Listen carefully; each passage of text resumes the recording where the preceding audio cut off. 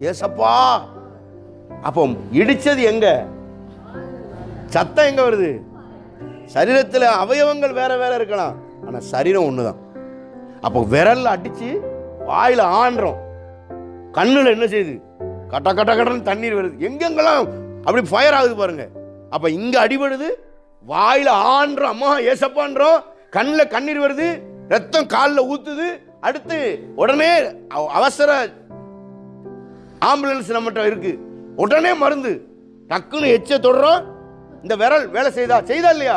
இந்த விரல் உடனே அப்படி தடவி அதுல மருந்தை போடுறோம். அப்போ ஒரு இடத்துல இடிச்சதுக்கு எந்தெந்த அவயவங்கள்லாம் வேலை செய்துன்னு பாருங்க. அப்போ சபை என்பது நிறைய விசுவாசிகள் இருக்கலாம், ஆனா சபையில நம்ம எல்லாரும் ஒரே சரீரமா இருக்கோம். ஒரு விசுவாசிக்கு கஷ்டம்னா சபையில எல்லாரும் அழணும். ஒரு விசுவாசிக்கு அடிபட்டு இருக்கணும், எல்லாரும் ஜெபம் பண்ணணும், அழுது. ஒரு விசுவாசி இன்னைக்கு சர்ச்சுக்கு வரலையா, ஏன் என் சரீரத்துல ஒரு அவயவம் இன்னைக்கு வரலையா, ஏன்னு ஒரு துடிப்பு, ஒரு வேதனை, ஒரு கவலை நமக்குள்ள இருக்கணும். இன்னைக்கு எத்தனை விசுவாசிகளுக்கு அப்படி இருக்கு? எனக்கு தான் கவலை.